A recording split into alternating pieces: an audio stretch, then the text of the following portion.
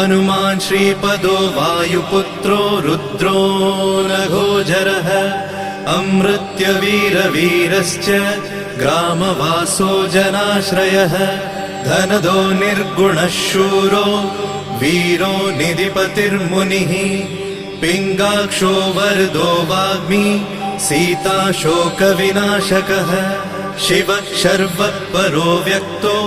व्यक्ताव्यक्तो धराधरः पिङ्गकेशः पिङ्गरोमा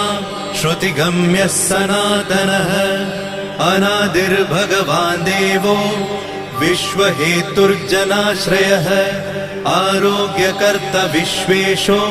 विश्वनाथो हरीश्वरः भर्गो रामो रामभक्तः कल्याणप्रकृतिस्थिरः विश्वम्भरो विश्वमूर्तिर्